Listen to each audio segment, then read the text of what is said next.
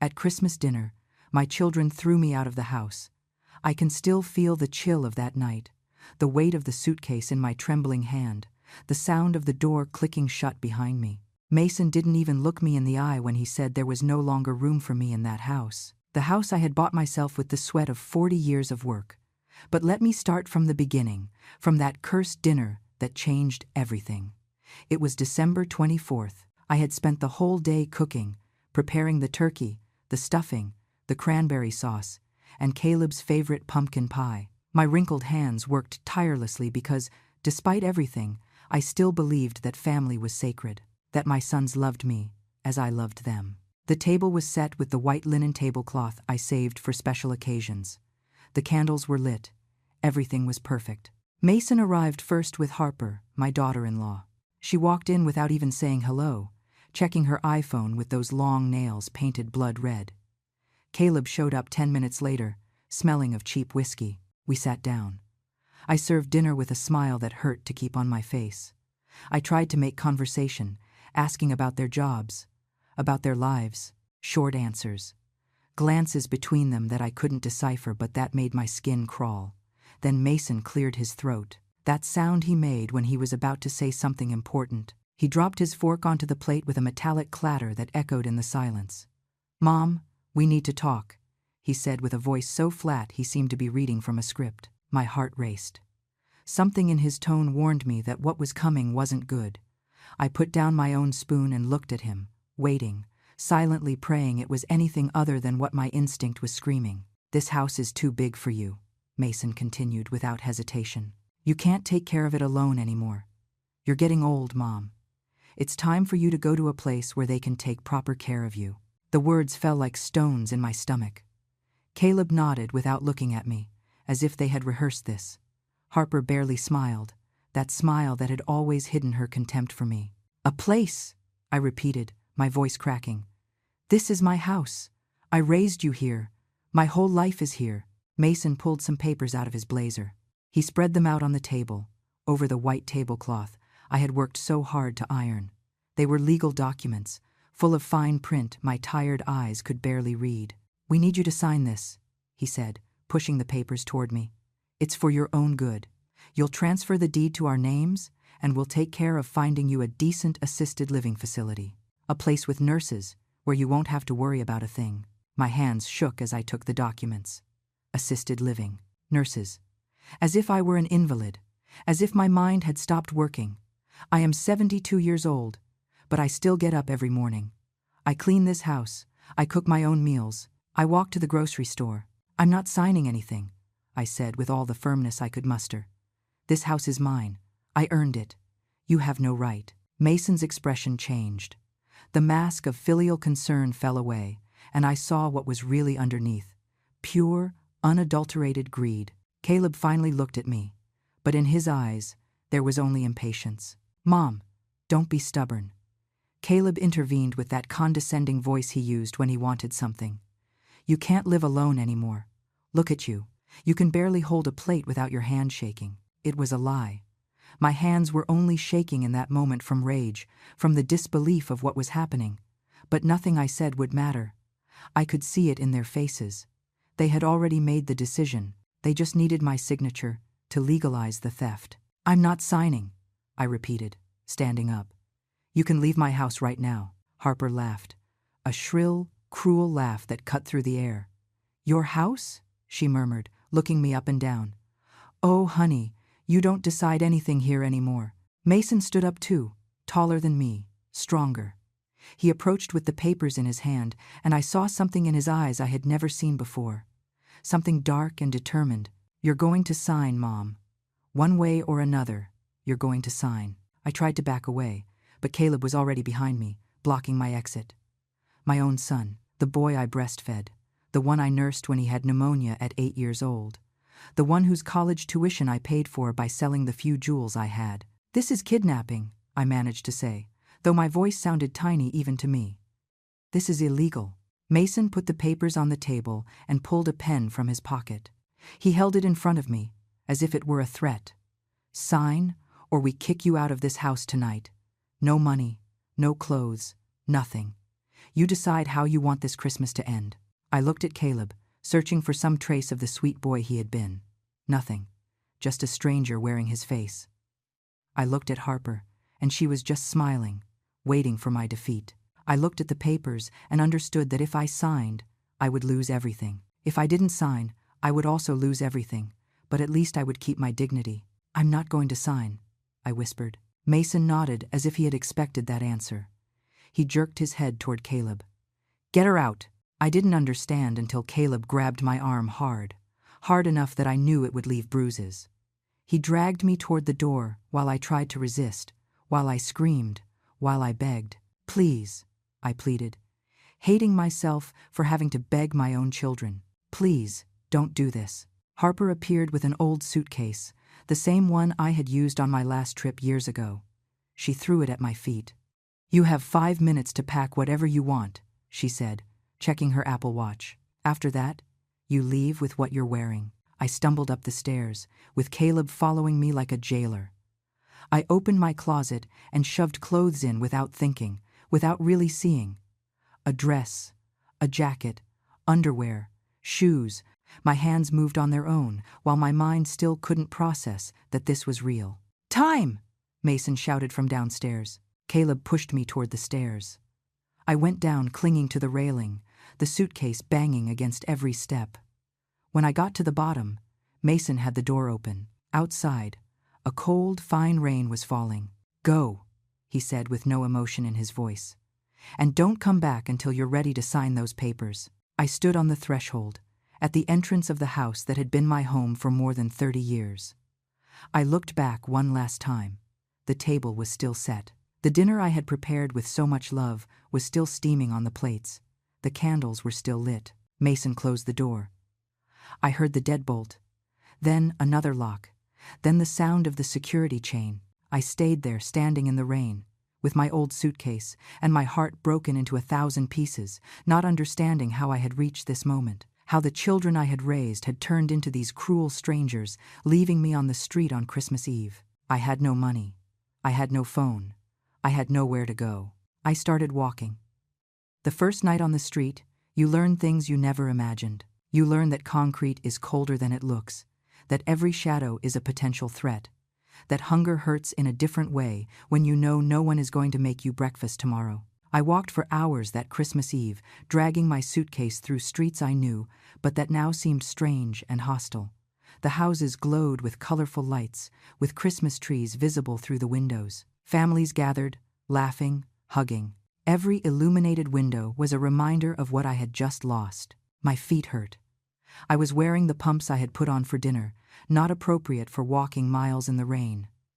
The water had soaked through my light jacket, and I was shivering so much my teeth chattered. But I kept walking because I didn't know what else to do. I ended up at Washington Square Park, the place where I had taken Mason and Caleb when they were kids, the same bench where I bought them ice cream on Sundays. I sat there, clutching my suitcase against my chest as if it were the only thing I had left in the world. Because it was. Around me, the city slept or celebrated. I only existed somewhere in between, invisible to everyone. A car drove by, splashing dirty water that soaked my legs. The driver didn't even brake. That was how I spent my first night.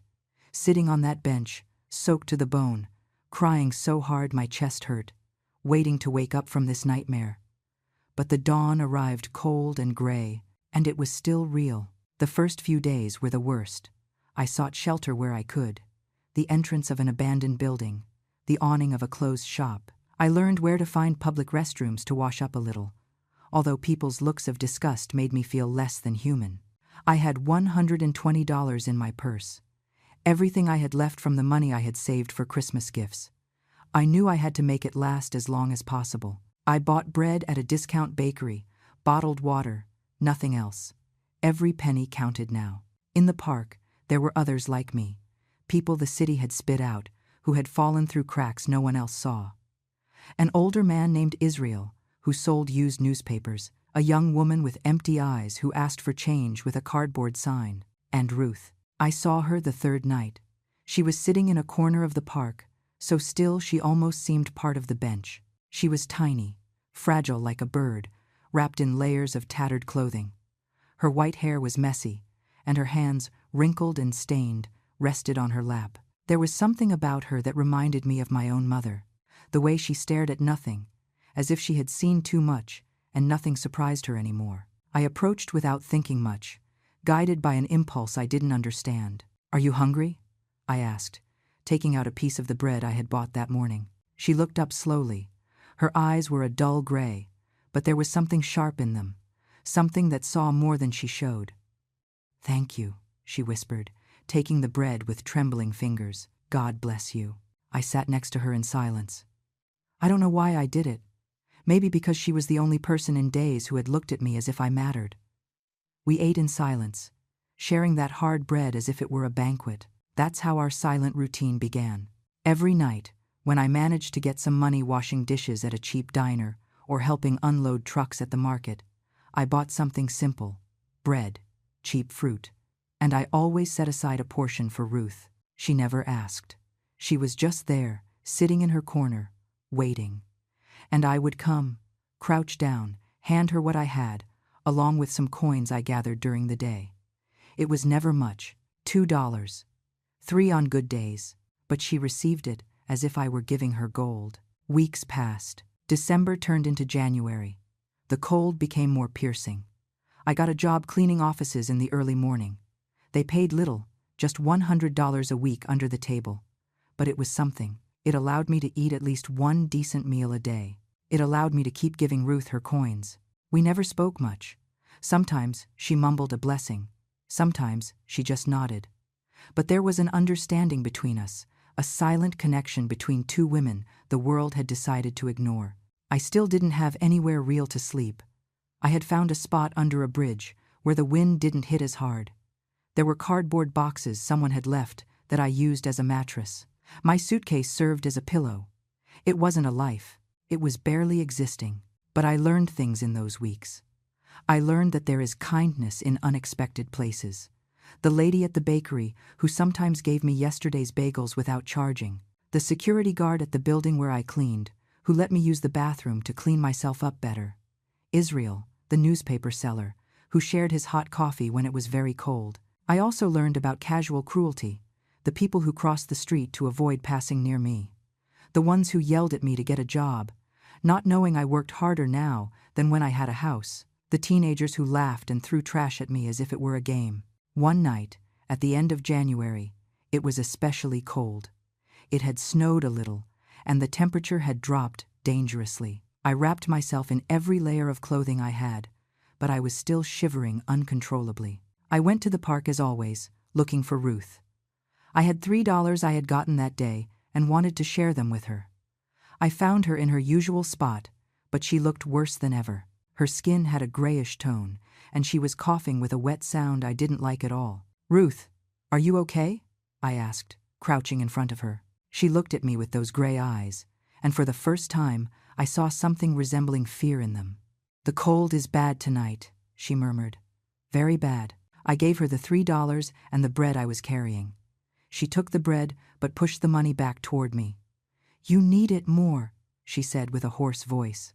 We stared at each other, that crumpled bill between us, neither wanting to take what the other desperately needed. Finally, she smiled, a sad smile that wrinkled her face even more. "You're a good person, Eleanor," she said. It was the first time she used my name. I was surprised because I didn't remember ever telling her. "How do you know my name?" I asked. "I listen," she replied enigmatically. "I see. People like us become invisible, but that means we see things others don't notice." I sat next to her.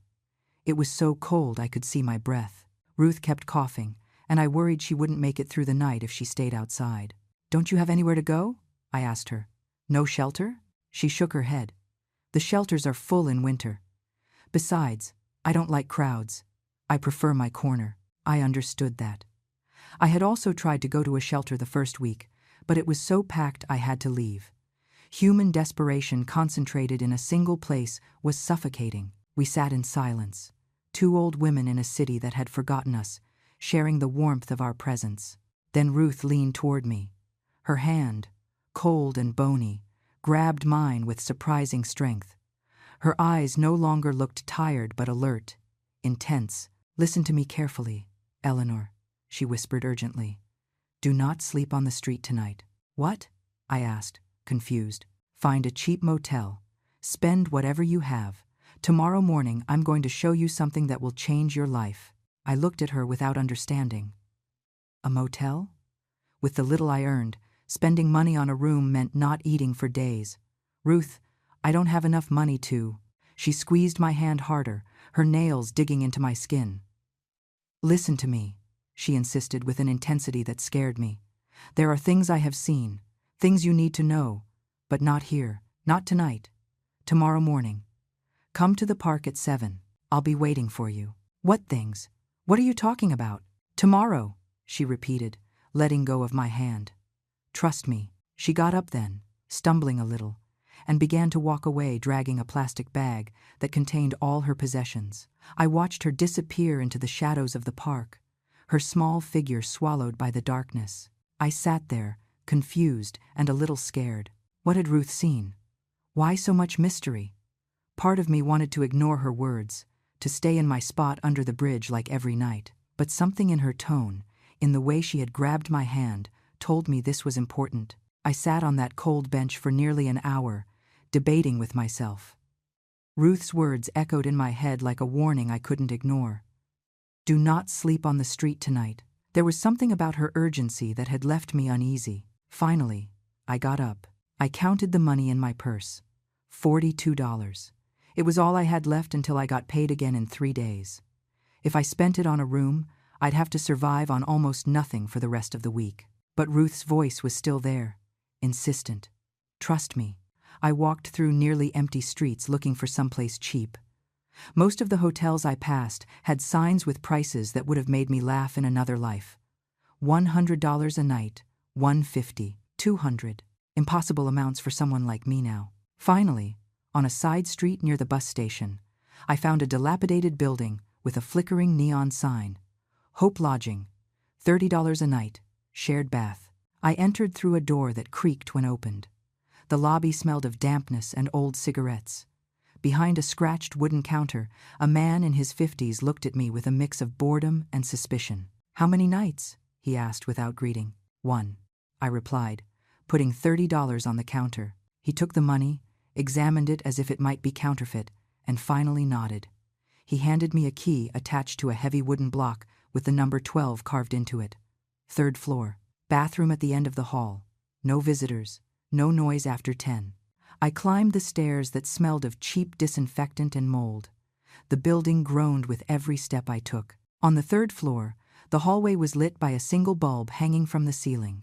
I found room 12 and opened the door. It was small. A twin bed with sheets that were once white. A nightstand with a lamp. A window with tattered curtains overlooking an alley. Nothing else. But there was a roof over my head and a door I could lock. I sat on the bed and, for the first time in weeks, I allowed myself to cry for real. Not the silent weeping of the street to avoid drawing attention, but deep sobs that shook my whole body. I cried for the house I had lost, for the children who had betrayed me, for the life that had crumbled in a single night. When I finally calmed down, it was almost midnight. I took off my shoes and lay on the sheets without undressing, too tired to care about what might be on them. The mattress was hard and smelled strange, but it was better than the cardboard under the bridge. I closed my eyes expecting to fall asleep immediately, but my mind wouldn't shut up. What was it that Ruth wanted to show me? Why had she insisted so much that I not sleep on the street this specific night? Was there some danger she knew about? I slept little and poorly, waking up every hour with a start. When the gray light of dawn finally filtered through the window, I got up sore but determined. It was 6 in the morning. Ruth had said 7. I went down the stairs. The same man was still at the counter. Or maybe he had never left. He didn't look at me as I passed. Outside, the morning air was freezing, and my breath formed white clouds. I walked toward the park, dragging my suitcase. The streets were almost empty at this hour. Just some early shift workers and homeless people looking for a warm spot. I arrived at the park when the church clock struck 10 minutes to 7. Ruth was already there, in her usual spot. But this time, she wasn't alone. There was a bundle next to her, a large plastic bag I hadn't seen before. When she saw me approaching, she stood up with more agility than I had ever seen in her. "You came," she said, and there was relief in her voice. "You told me to come," I replied. "What is this, Ruth? What is so important?" She looked around the park as if she wanted to make sure no one was watching us. Then she dug into her bag and pulled out something that left me breathless. A cell phone, old, with a scratched screen, but working. "Where did you get that?" I asked, surprised. "I found it," she replied evasively. "But that doesn't matter. What matters is what I recorded last night." My heart started beating faster. Ruth tapped the screen with clumsy but determined fingers. She opened a video folder. There was only one, recorded the previous night according to the date. "Watch," she said, handing me the phone. I pressed play. The image was dark and shaky at first, clearly recorded secretly from some low angle. But then the camera stabilized, and I could see 3 figures under a street lamp on the other side of the park. My breath hitched. It was Mason, Caleb, and Harper. The audio was bad, with a lot of background noise, but I could hear fragments of the conversation. Ruth had turned the volume up to the max. "She's been on the street for almost 2 months, Mason was saying with that cold voice I had learned to hate. "I thought she'd come crawling back in a week." "She's more stubborn than we thought," Harper replied. "But it doesn't matter. She can't last much longer like this." Then another person appeared in the video. A man I didn't recognize, tall and burly, dressed in dark clothes. Mason handed him something. Bills. I clearly saw the exchange of money. "Are you sure you know what you're doing?" Caleb asked nervously. "If something goes wrong..." "Nothing is going to go wrong," Mason interrupted him. "It just has to look like an accident. The old lady lives on the street. No one is going to ask questions if she turns up dead in some alley. They'll say it was the cold, or she got mugged." The unknown man nodded. "I know her routine," he said with a gravelly voice. "She sleeps under the bridge on East Avenue. I'm going to take care of it tonight. By tomorrow, your problem will be gone." "Good," said Mason. "And when you do, call me. We need to ensure she's found quickly so we can start the inheritance probate." Harper laughed. That shrill, cruel sound I knew so well. "Finally, we can sell that old house and get something worth living in." I always knew waiting would be worth it. The video ended there. I stared at the black screen, unable to process what I had just seen. My own children had paid someone to kill me. My hands shook so much I almost dropped the phone. Ruth grabbed it gently and put it back in her bag. "That's why I told you not to sleep on the street last night," she said quietly. "They were looking for you. That man was lurking around the bridge for hours. They would have found you if you had been there." I sat on the bench because my legs wouldn't hold me. I couldn't breathe right. The world was spinning around me. I knew Mason and Caleb had betrayed me, that they had kicked me out of my own home. But this was different. This was attempted murder. This was planning my death as if it were just another errand. "Why?" I whispered, even though I knew the answer. "Why not just wait?" "For the house," Ruth replied, sitting next to me. "For the money." Out of impatience. "Because to them, you are no longer a mother. You are an obstacle." Tears streamed down my cheeks, but this time they weren't of sadness. They were of pure rage. How dared they? How could they even think of something like that? "I have to go to the police," I said, wiping my face with trembling hands. "This is evidence. This is..." Ruth nodded. "Yes, you have to go. But first, listen to me well, Eleanor. They are powerful. They have money. They will try to discredit you. Say you're crazy, that you made it all up. You need more than this video. You need help." "What help?" I asked desperately. "I don't have anyone." "Yes, you do," said Ruth firmly. "Do you remember Sarah, your neighbor from before?" Sarah. The name sparked a memory. A kind woman who lived 3 houses down, back when I still had a home. We always said hello, sometimes shared coffee in her garden, but I hadn't seen her since they kicked me out. "What does Sarah have to do with this?" I asked, confused. "She has been looking for you," Ruth replied. "She came to the park 2 weeks ago, asking about you. I told her you were okay, but that you needed space. She gave me her number and asked me to tell you that her door is open for you." Ruth pulled a crumpled piece of paper from her pocket. There was a phone number scrawled in pencil. "Go to her," she said, pressing the paper into my hand. "Tell her everything. She will help you go to the police the right way." I looked at the paper, then at Ruth, then at the paper again. This fragile woman who lived on the street had been watching over me without me knowing. She had recorded evidence that would save my life. She had connected dots I would never have seen. "Why?" I asked, my voice breaking. "Why are you doing all this for me?" Ruth smiled, a sad but genuine smile.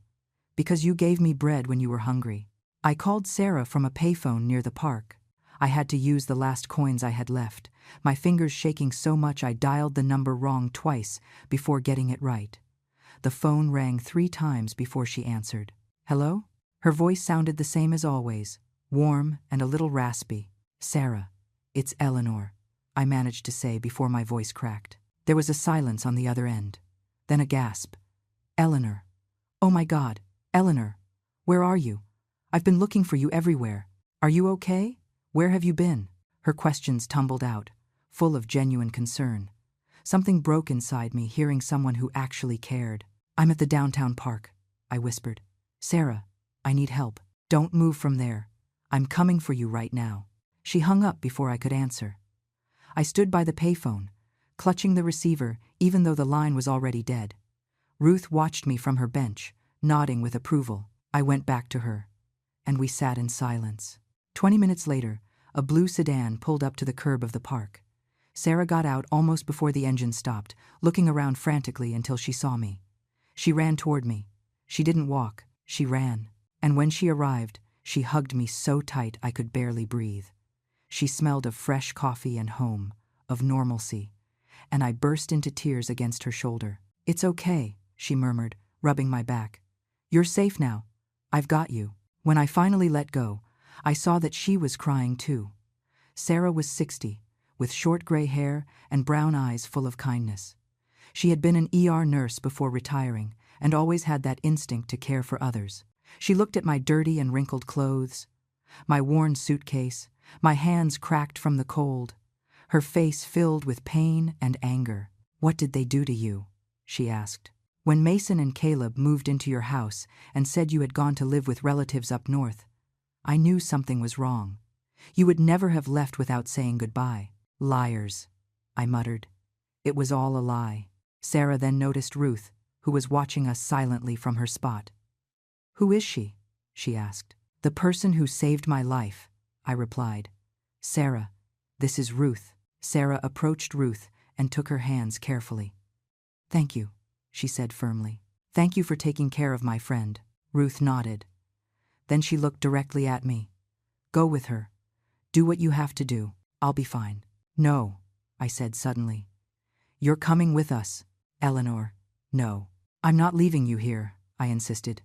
"It's too cold. You're sick. Please." Ruth looked at me for a long moment. Then she sighed and nodded slowly. "Okay, but only until you make sure that video gets into the right hands." Sarah helped us both into the car. She cranked the heater to the max and drove toward her house, asking questions the whole way. I told her everything. Christmas dinner, the eviction, the weeks on the street, and finally, the video. When I told her about the video, Sarah slammed on the brakes so hard she almost threw us forward. "What did you say?" she asked, turning to look at me with wide eyes. "They hired someone to kill you?" Ruth took the phone out of her bag and handed it to her. Sarah played the video right there, in the middle of the street, with the car idling. I watched her face go from disbelief to fury. "Those bastards," she whispered when it ended. "Those goddamn sons of bitches." I had never heard Sarah curse before. Somehow, that made it all more real. She drove the rest of the way in silence, her jaw clenched, her knuckles white on the steering wheel. When we arrived at her house, a nice 2-story building with a well-kept garden, she ushered us in quickly. "First things first," she said, taking charge. "You two are going to take hot showers. I have clothes that fit. Then we're going to eat something decent. And then we go straight to the police station." The shower was almost painful. The hot water on my skin, cracked by the cold, made me cry. I stayed under the spray for 20 minutes, watching weeks of grime swirl down the drain. Sarah had left clean clothes on the vanity. Soft sweatpants, a thick sweatshirt, clean socks. I dressed feeling like I was putting on a new skin. When I came out, I found Ruth already dressed in borrowed clothes, sitting at the kitchen table. Sarah had made scrambled eggs, toast, fresh fruit, hot coffee, a simple meal. But it looked like a feast. "Eat," Sarah ordered. "We're not going anywhere until you have something in your stomach." We ate in silence. Every bite tasted like glory. It had been so long since I ate something hot and fresh that I had almost forgotten how. Ruth ate slowly, savoring every bite as if it might be the last. When we finished, Sarah took Ruth's phone to her computer and copied the video in several places. She saved it to a USB drive, uploaded it to her email, even sent it to her own phone. "Redundant evidence," she explained. "We're not risking this disappearing." Then she piled the three of us into her car and drove toward the Central Police Station. It was a large brick building, intimidating. My stomach twisted with nerves as we climbed the steps to the entrance. Inside, the smell of stale coffee and disinfectant filled the air. Sarah went straight to the reception desk, where a young officer was reviewing paperwork. "We need to speak to someone about an attempted murder," Sarah said bluntly. The officer looked up, his expression shifting from boredom to attention in a second. "Attempted murder?" he repeated. "When did this occur?" "Last night," I replied, finding my voice. "My sons hired someone to kill me, and we have proof." The officer looked at the three of us. Two old women who had clearly been living on the street and a middle-class woman with a determined expression. I could see the doubt in his eyes. "Do you have actual evidence?" he asked skeptically. Sarah pulled out her phone and showed him the video. The officer watched the whole thing, his expression becoming more serious with every passing second. "Wait here," he said finally. "I'm going to call a detective." We sat on hard plastic chairs in the waiting area. Ruth coughed, that wet sound that worried me. Sarah rubbed her back carefully. 15 minutes later, a woman in her 40s appeared, black hair pulled back in a ponytail, dressed in dark slacks and a blazer. She had a badge on her belt. "I'm Detective Maria Gonzalez," she said with a professional voice, but not cold. "I understand you have evidence of a murder plot. Can you come with me?" The interrogation room was small, with gray walls and a metal table. There was a camera in the upper corner. Gonzalez sat across from us and took out a notepad. "Tell me everything from the beginning," she said, "and don't skip any details." So I told her everything, from Christmas dinner to that very moment. Sarah added what she knew about Mason and Caleb moving into my house. Ruth explained how she had recorded the video, pure chance because she had been looking for a spot sheltered from the wind when she saw them meet. Gonzalez took notes without interrupting. When we finished, she asked to see the video. She played it 3 times, pausing, listening to every word. "Do you recognize the man they paid?" she asked, pointing to the figure in the video. "No," I admitted. "I've never seen him before." "I have," said Ruth suddenly. We all turned to look at her. "I've seen him before in the neighborhood. His name is Jax. He does dirty work for money. Everyone on the street knows him." Gonzalez wrote down the name quickly. "This is serious," she said, looking directly at me. "Contract killing attempt, conspiracy, possibly fraud if the documents they made you sign were obtained under duress. I need you to file a formal complaint. We are going to arrest them." "Are you going to arrest them?" I asked, feeling a mix of hope and fear. "I need to verify the video first," Gonzalez replied. "Confirm its authenticity. Identify the voices. Locate this Jax. But yes, if everything checks out as it seems, we will issue arrest warrants." She explained the process. "You'll have to give an official statement, allow us to examine the video, possibly testify later. It's going to be long and difficult." "And in the meantime?" Sarah asked. "Is she safe here? If they find out she's alive and has that video?" Gonzalez nodded, understanding the concern. "You are going to stay away from that area for now." I spent that night at Sarah's house, in her guest room that smelled of lavender and had clean sheets that crunched, they were so new. Ruth slept on the living room sofa, wrapped in thick blankets Sarah insisted on giving her. For the first time in 2 months, I slept in a real bed, under a safe roof, but sleep didn't come easily. Every time I closed my eyes, I saw Mason's face in that video, so cold and calculating as he planned my death. The next morning, Gonzalez called early. She had spent the whole night working on the case. Her tech team had analyzed the video and confirmed it wasn't altered. The voices matched previous recordings they had of Mason from some legal filings he had done months ago. More importantly, they had located Jax. "We found him at a bar on the south side," Gonzalez explained over the phone, while Sarah listened on speaker. "When we confronted him with the video, he crumbled. He confessed everything. He said Mason had paid him $5,000 up front and promised another $5,000 after completing the job." My stomach turned. $10,000.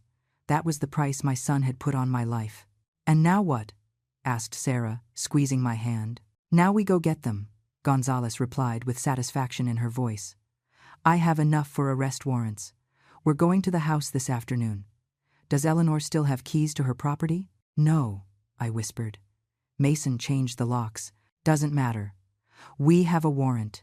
We're going in anyway. Do you want to be present when we make the arrest?"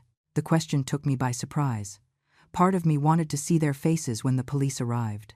I wanted them to know I had survived, that their plan had failed.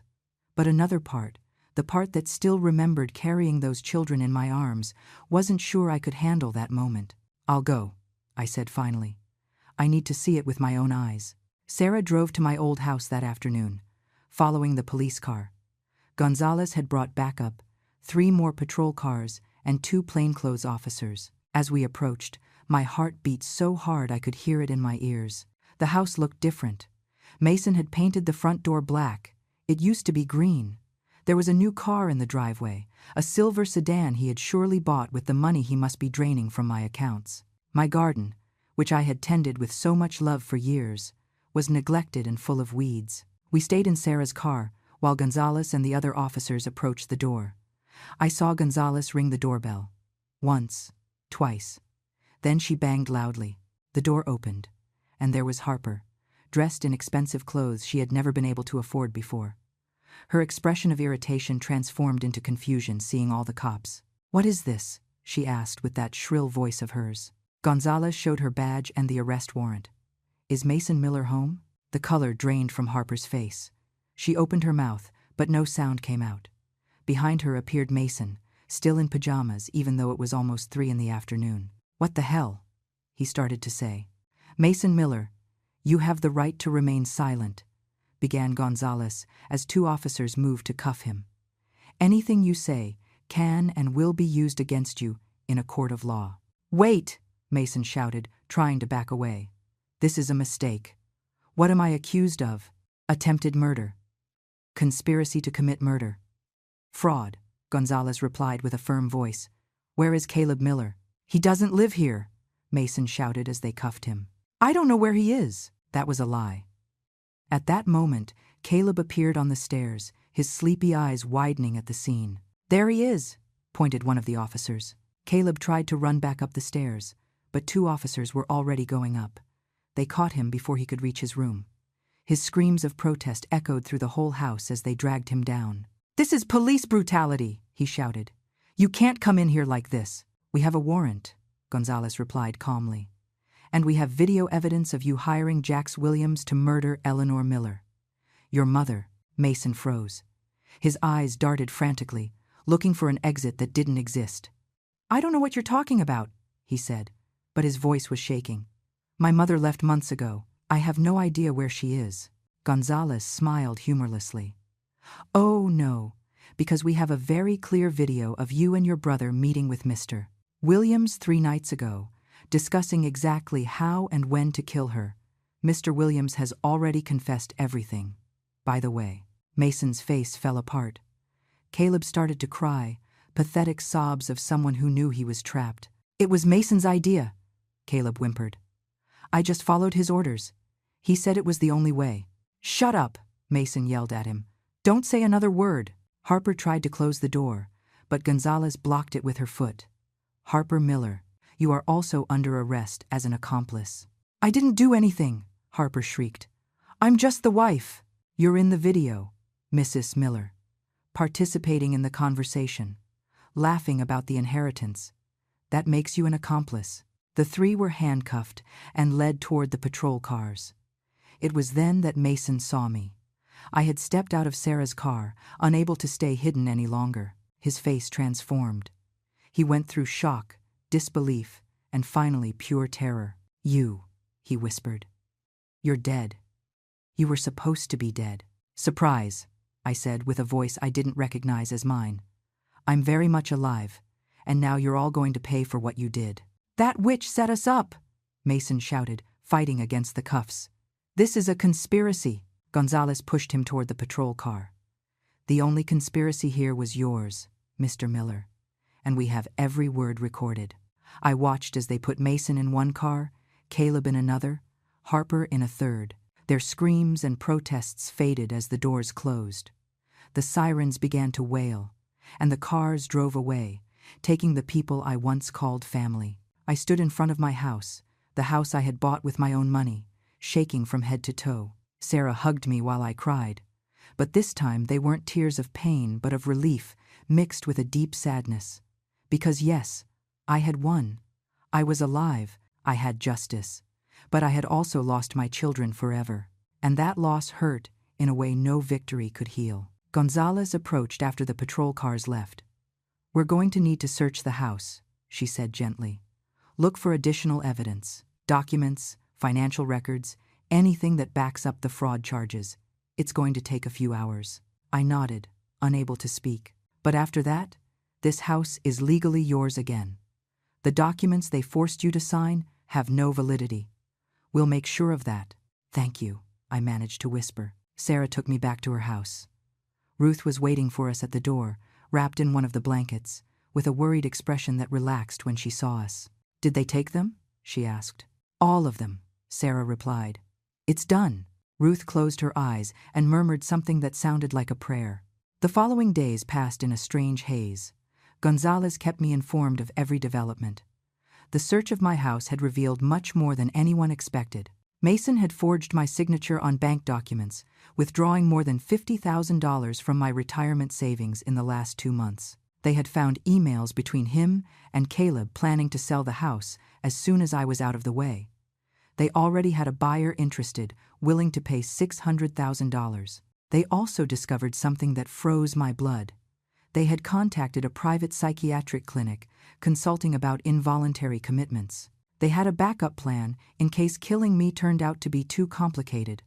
They would declare me mentally incompetent and lock me up until I signed whatever they wanted. Every revelation was like receiving a new stab wound. My children hadn't just wanted to steal from me. They had studied me, planned every detail, considered every possible scenario. I wasn't their mother to them. I was a problem to solve, an obstacle to eliminate by any means necessary. Mason and Caleb remained detained without bail.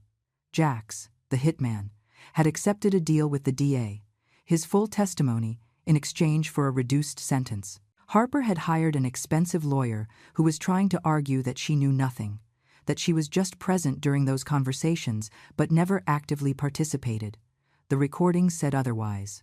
While all this was happening, I lived in a kind of limbo. Sarah insisted I stay with her as long as I needed. I couldn't go back to my house yet, although legally it was mine again. The idea of sleeping in those rooms, of walking through those hallways where my children had planned my death, turned my stomach. Ruth stayed too.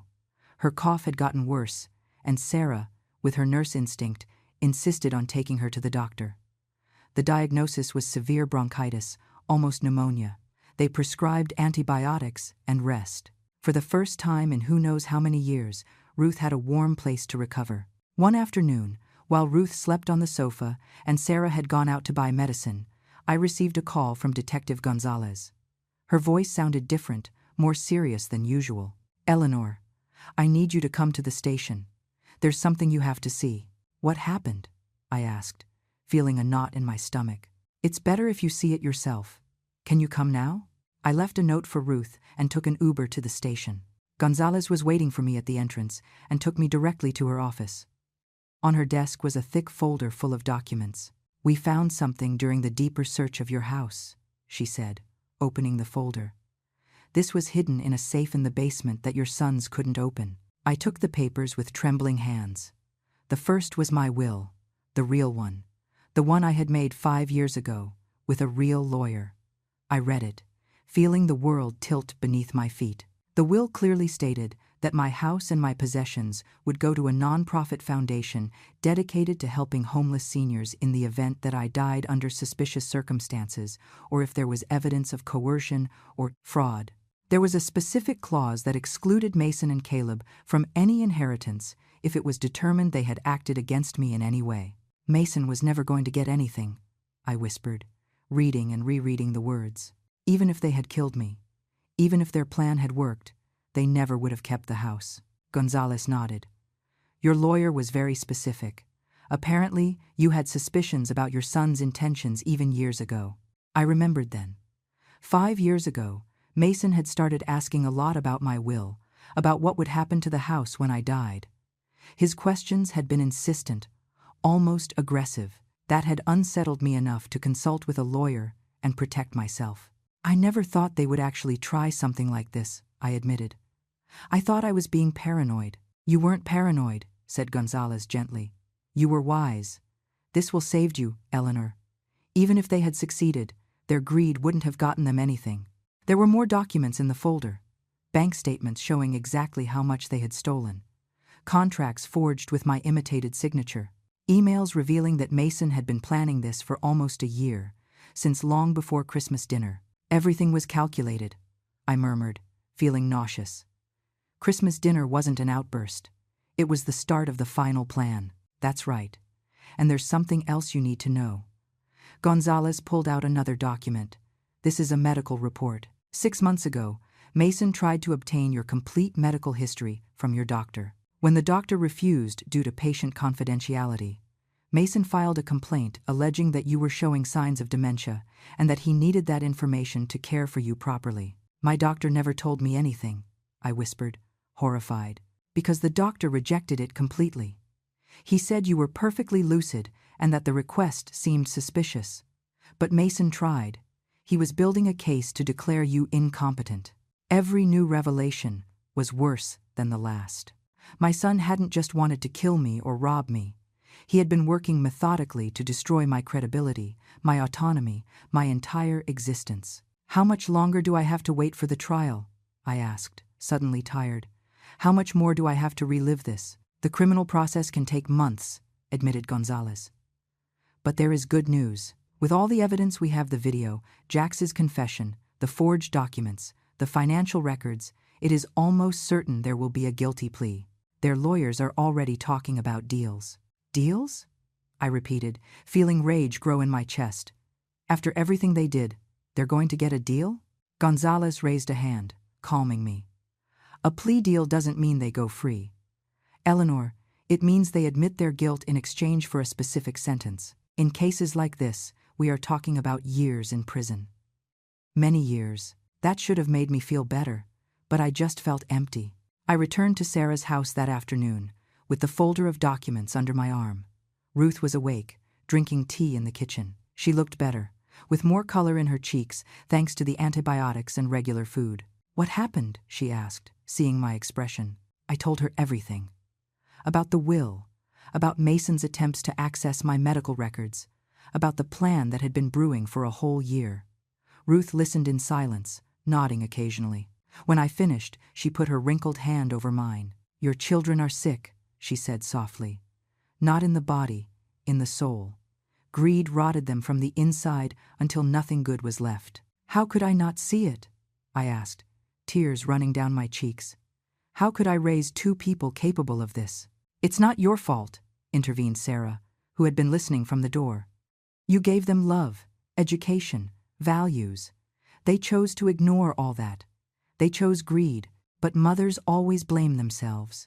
I stayed awake all that night reviewing every moment of their lives, looking for signs I should have seen, moments where I should have acted differently. The next day, Gonzalez called again, this time with news that left me breathless. Mason wants to see you, she said. He is asking for a meeting. What for? I asked suspiciously. He says he wants to apologize, that he needs to talk to you before accepting the plea deal. I don't want to see him, I replied immediately. I understand, said Gonzalez. And you don't have to if you don't want to. But I thought you should know. I hung up the phone and stared at it for a long time. Mason wanted to apologize. After everything he had done, after planning my murder, stealing from me, trying to destroy me completely. Now he wanted to apologize. Part of me wanted to refuse, not give him that satisfaction. But another part, a bigger part than I wanted to admit, needed to hear what he could possibly say. I needed to look him in the eye and understand how he had reached this point. I called Gonzalez back 2 hours later. "I'm going to see him," I said, "but I want you present, and I want it recorded." "Of course. I'll schedule you for tomorrow." That night I barely slept. I rehearsed 1,000 things I wanted to say to him, 1,000 questions I wanted to ask. But I knew that when the moment came, I probably wouldn't be able to say any of them. Sarah offered to accompany me to the station the next day, but I asked her to stay with Ruth. I needed to do this alone. Gonzalez met me at the entrance and took me to a visitation room. It was small, with a metal table bolted to the floor and chairs on each side. There was a thick glass window where I could see another officer watching. "He's going to be handcuffed," Gonzalez warned me, "and I'll be right outside. If at any moment you want to leave, just say so." I nodded, not trusting my voice. They brought Mason in a few minutes later. Seeing him in the orange prison jumpsuit, handcuffed, with several days' worth of stubble and deep dark circles, was surreal. This was my son, the baby I had carried, the boy I had taught to ride a bike. He sat across from me without looking me in the eye at first. The officer cuffed him to a ring on the table and then stepped away, giving us privacy but not losing sight of him. The silence between us was so dense I could feel it pressing against my chest. Mason kept his gaze fixed on the table, his cuffed hands trembling slightly. I waited, refusing to be the first to speak. He had asked for this meeting. He could start. Finally, he looked up. His eyes were red, swollen from crying or lack of sleep. I couldn't tell which. "Mom," he started with a hoarse voice. Don't call me that." I interrupted him with a coldness that surprised even me. "You lost that right when you paid someone to kill me." He flinched as if I had hit him. He lowered his gaze again. "You're right. I have no right. I have no right to anything after what I did. So why am I here?" "What do you want, Mason?" "I needed to see you," he said, his voice breaking. "I needed to know you were okay. I needed to tell you I'm sorry." A bitter laugh escaped my throat. "You're sorry? Are you sorry for planning my murder? Or are you sorry you got caught?" "Both," he admitted. And at least he had the decency to sound ashamed. "But mainly I'm sorry for doing this to you. For betraying you like this." "How?" I asked, leaning forward. "How could you even think of something like that? I gave you everything. I sacrificed everything for you and your brother. I worked double shifts for years so you could go to good schools. I sold my mother's jewelry to pay for your college. And this is how you repay me? Planning my death?" Tears were running down his face now. "It was the greed," he whispered. "It consumed me. I saw the house. I saw the value it had. And I could only think about the money. Harper was always talking about everything we could have if we sold. Caleb had debts. He needed money desperately. And I just kept thinking that you had already lived your life, that you didn't need so much anymore. So you decided it was time for me to die," I said, feeling nauseous. "You decided my life was over because you wanted money. It wasn't that simple." "Oh no, because that video is pretty clear, Mason. Paying Jax $5,000 to kill me and make it look like an accident. That sounds pretty simple to me." He sobbed, a pathetic sound that once would have broken my heart. But now it only filled me with contempt. I was desperate. Debts were piling up. Harper threatened to leave me if I didn't get more money. Caleb pressured me constantly. And I just thought it would be quick, that you wouldn't suffer. "What? That I wouldn't suffer?" I repeated, incredulous. "You think being murdered in an alley isn't suffering? You think living on the streets for 2 months in the middle of winter wasn't suffering?" "I didn't know you'd be on the street that long," he murmured. "I thought you'd come back in a few days, that you'd sign the papers. And then what? Would you have killed me anyway? Or would you have locked me in that psychiatric clinic you were investigating?" His silence was answer enough. "You knew," I said, feeling a new wave of betrayal. "You knew everything, the fake documents, the backup plans, everything." "Yes," he admitted quietly. "I knew it all." I leaned back in the chair, feeling as if I had been hollowed out inside. This man in front of me wasn't my son. My son had died a long time ago, replaced by this greedy and cruel stranger. You know what hurts me the most? I asked after a long silence. It's not the money. It's not the house. It's that you really believed my life was worth nothing. That 72 years of existing, of loving you, of raising you, could be erased for $600,000. Mom, I told you not to call me that. I cut him off sharply. A mother is someone who matters, someone whose life has value. Clearly, I wasn't that to you. Mason cried harder now, his body shaking with sobs. Part of me wanted to feel pity. That maternal part that had lived inside me for so many years screamed to comfort him, to forgive him, but that part was dying, suffocated by the reality of what he had done. They're going to give me 15 years, he said between sobs. My lawyer says with the plea deal it'll be 15 years. Caleb is going to get 12 because he cooperated more. Harper probably 5. And you want me to feel sorry for you? I asked. You want me to tell you that 15 years is too much for trying to murder your own mother? No, he shook his head. I just wanted you to know, and I wanted to ask you something. What? He looked up, his eyes pleading. Is there any chance that someday you could forgive me? The question hung in the air between us. I looked at this man who had come out of my body, who had depended on me for every need for years, who was now asking for forgiveness for trying to end my life. I don't know, I replied honestly. Right now, the only thing I feel when I look at you is pain and rage, and a sadness so deep it drowns me. I understand, he whispered. But there is something I want you to know, I continued, leaning forward so he would look me straight in the eye. Something you need to understand completely. What? The will you wanted so much. The one that justified all this in your greedy minds. It never would have given you anything. Not a cent. Not the house. Nothing. His face transformed into confusion.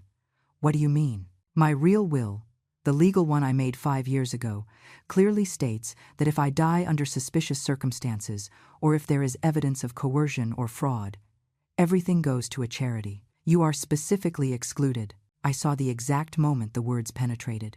His face paled until it was almost gray. That means, I continued mercilessly, that even if you had killed me, even if your perfect plan had worked, you never would have gotten what you wanted. You would have committed murder for nothing, absolutely nothing. No, he whispered. No, that can't be true. But it is. You can ask your lawyer. The police have the document. All this horror, all this betrayal, was completely useless from the start. Mason collapsed then, his forehead hitting the metal table while he sobbed uncontrollably. The handcuffs jingled with every shake of his body. The officer moved as if to intervene, but I signaled that it was okay. I let him cry. I let him process the fact that he had destroyed his life, his brother's life, his marriage, his freedom, all for an inheritance he never would have received. I let him feel the full weight of his stupidity and his greed. When he finally calmed down, I stood up. I hope these 15 years give you time to think about what you did, I said.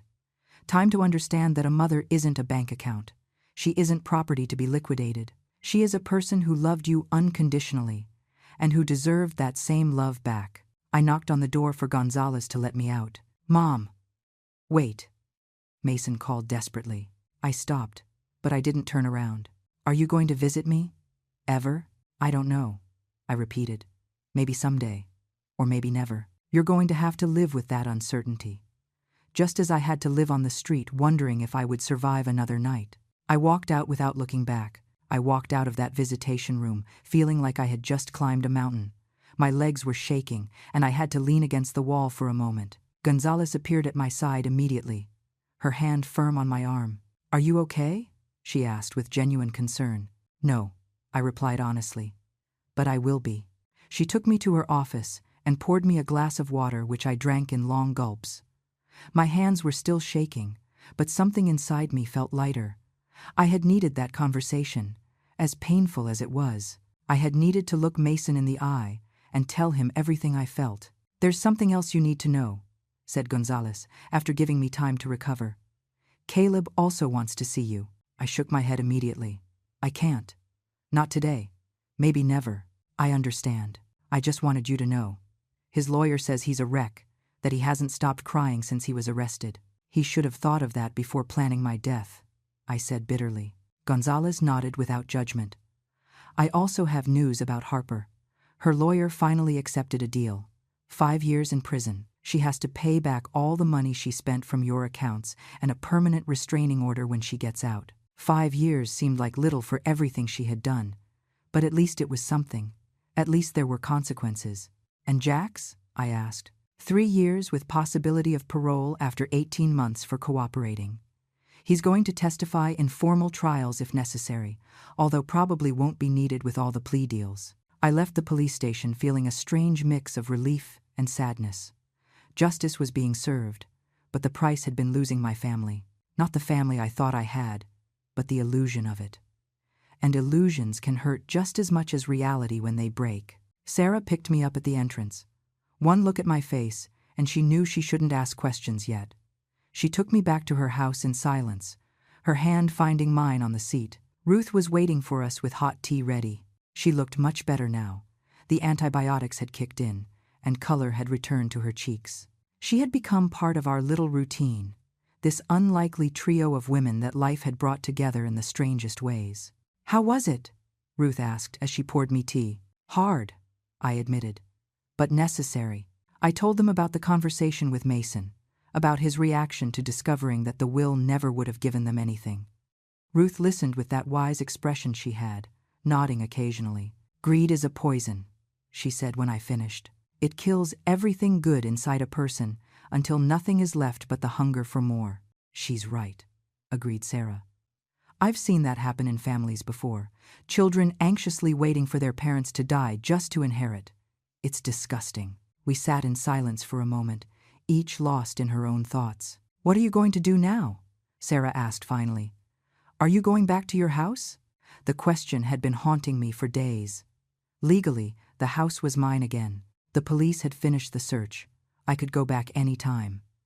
But every time I thought about sleeping in that house, walking through those rooms where Mason had planned my death, I felt nauseous.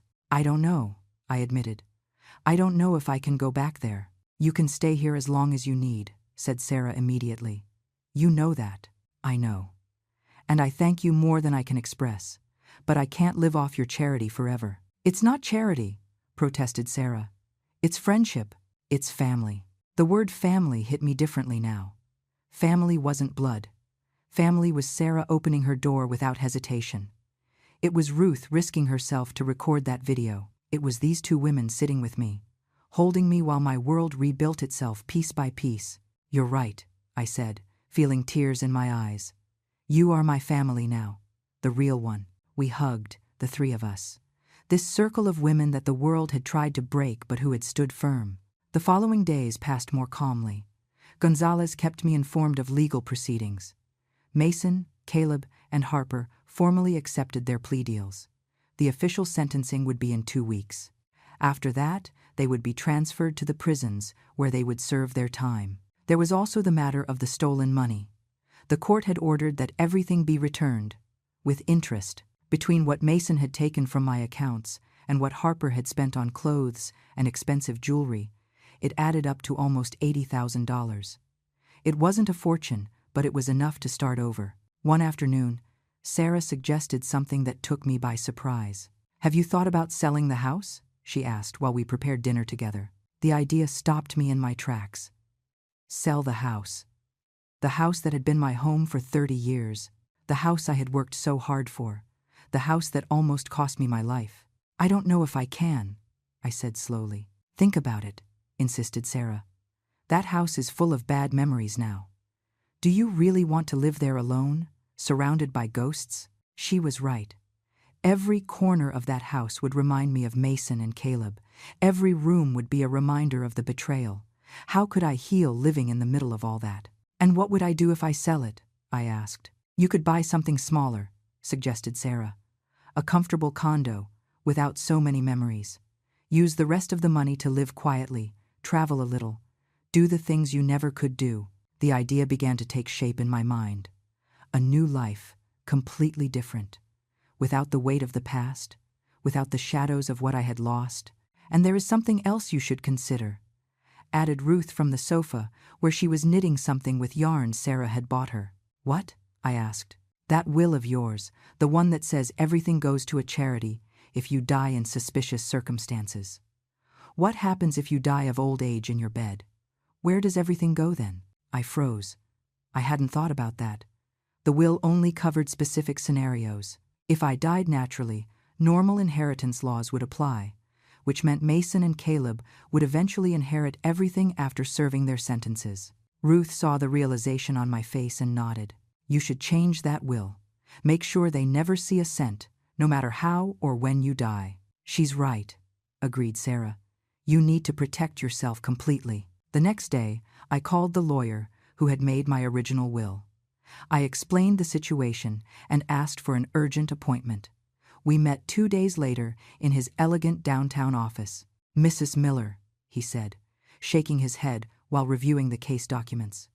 What your sons did is unforgivable. Of course, we are going to modify your will. We spent 2 hours reviewing options. In the end, we established that in the event of my death from any cause, everything would be divided between the homeless senior charity and a portion for Sarah and Ruth. Mason and Caleb were explicitly excluded, specifically named as non-beneficiaries under any circumstances. I also did something else. I established a trust for Ruth, enough money so she would never have to sleep on the street again. She protested when I told her, but I didn't accept no for an answer. You saved my life, I told her firmly. This is the least I can do. With tears in her eyes, she finally accepted. I also spoke with a real estate agent about selling the house. He came to evaluate it and estimated it could sell for $600,000. Maybe more if we got lucky. It was exactly what Mason and Caleb had planned to get. The irony wasn't lost on me. They would have killed for that money. I was going to get it and use it to build a life worth living. The day of sentencing arrived faster than expected. Gonzalez had asked if I wanted to give a victim impact statement in front of the judge. I could stand there and tell the court exactly how their actions had affected me. For days I debated if I had the strength to do it. Finally, I decided yes. I needed to close this chapter completely. Sarah and Ruth accompanied me to the courthouse that cold March morning. The building was imposing, all marble columns and endless hallways that smelled of old paper and power. We entered the courtroom where the hearing would take place, and I sat in the first row with my friends on each side, holding my hands. Mason, Caleb, and Harper were brought in separately, all in their prison uniforms, all handcuffed. They looked different, smaller somehow. Mason had lost weight. Caleb had longer, unkempt hair. Harper no longer had that air of superiority. She just looked tired and scared. They didn't look at me when they entered. They kept their heads down while the judge, a woman in her 60s with silver hair in a severe bun, reviewed the documents. Judge Martinez began the hearing, explaining the charges and the plea deals each had accepted. Her voice was firm but not cruel. Professional. When she finished, she looked directly where I was sitting. I understand the victim wishes to make a statement, she said. That is correct, Your Honor, I replied, standing up with shaking legs. You may approach. I walked toward the stand with a paper in my hand where I had written what I wanted to say, although in the end, I didn't need it. The words came directly from my heart. Your Honor. I began with a voice that trembled at first but strengthened with every word. For 72 years, I have lived believing that family was the most sacred thing that exists. I worked 2 jobs for 20 years to give my children everything I never had. I raised them after their father abandoned us. I gave them education, love, a home. I sacrificed my dreams so they could fulfill theirs. I paused, looking directly at Mason and Caleb. Now they were looking at me, tears running down their faces.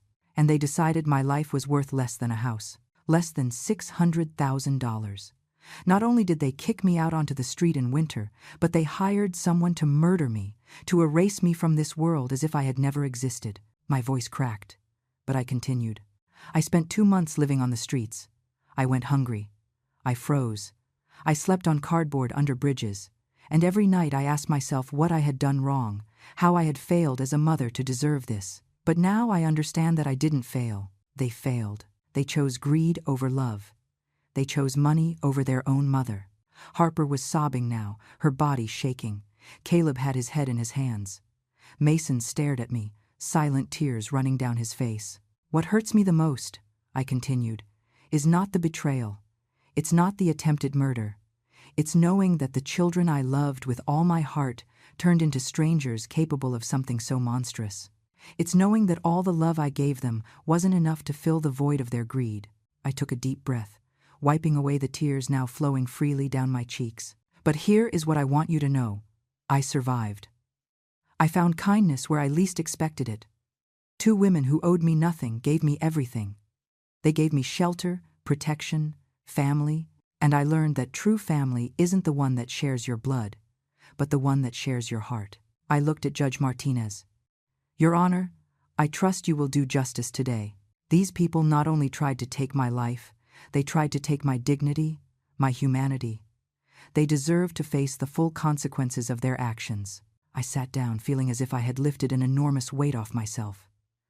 Sarah squeezed my hand tight. Ruth passed me a tissue. Judge Martinez nodded slowly. Then she addressed Mason, Caleb, and Harper. Rise, she ordered. The 3 stood up awkwardly, handcuffs jingling. In my 30 years as a judge, I have seen many cases that have shocked me. But I must admit, this is particularly disturbing. The level of betrayal, the coldness with which you planned the murder of your own mother, the absolute lack of remorse until you were caught. All of this speaks to a deeply flawed character. Her voice became harder. Mason Miller, I sentence you to 15 years in prison, without possibility of parole, for at least 10 years. Caleb Miller, 12 years in prison without possibility of parole for at least 8 years. Harper Miller, 5 years in prison without possibility of parole for at least 3 years. Sobs were heard in the courtroom. Mason's lawyer looked resigned. Caleb's tried to protest, but the judge silenced him with a look. Furthermore, ordered the judge, the 3 of you are permanently prohibited from contacting the victim by any means. This order extends indefinitely, even after you serve your sentences. If you violate this order, you will face additional charges. She banged her gavel. This court is adjourned. I watched as they took Mason, Caleb, and Harper away. Mason turned one last time. Our eyes met for a moment. I saw regret there, genuine pain. But I also knew it no longer mattered. That chapter of my life was over. Outside the courthouse, Gonzalez waited for me with a smile. Justice served, she said. Yes, I replied. Finally, the following weeks were quieter. The house sold for $630,000, even more than expected. I used part of the money to buy a small but cozy condo in a quiet neighborhood. 2 bedrooms, one for me and one for whenever Ruth wanted to stay, although she insisted she now had her own little studio apartment thanks to the trust. Sarah helped me decorate, turning it into a home. No memories of the past, only possibilities for the future. I also donated $50,000 to the homeless senior charity, in honor of Ruth, in honor of everyone I had met in those terrible weeks on the street. The foundation named an emergency assistance program after me. One afternoon in April, the 3 of us were sitting on my new balcony, drinking tea and watching the sunset. Ruth looked completely transformed now, healthy, well-fed, with new, clean clothes. Sarah was knitting, something she had picked up recently, and I was just there, existing, grateful for every moment. You know what's ironic? I said suddenly. They looked at me expectantly. Mason and Caleb wanted the money and were willing to kill for it. I got more than that, and the only thing I had to do was survive. Ruth laughed, a beautiful sound I rarely heard. Life has a way of balancing the scales, she said wisely. Sometimes, agreed Sarah, and sometimes it needs a little help from stubborn women who refuse to give up. We toasted with our tea mugs, this unlikely trio that had become family. Months later, I received a letter from prison. It was from Mason.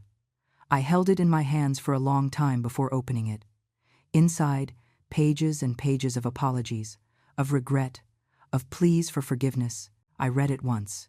Then I folded it carefully and put it in a drawer. Maybe someday I could forgive. Maybe someday the pain would turn into indifference. But that day wasn't today.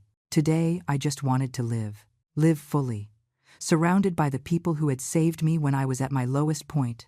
Live knowing I had survived the worst and come out stronger on the other side. Because in the end, that was the greatest revenge. Not the money, not the prison sentences, but keeping on living, keeping on being happy, keeping on being myself, despite everything they tried to take from me. I am Eleanor Miller. I am 72 years old. My children betrayed me in the worst way possible, but they didn't destroy me. And that is my victory.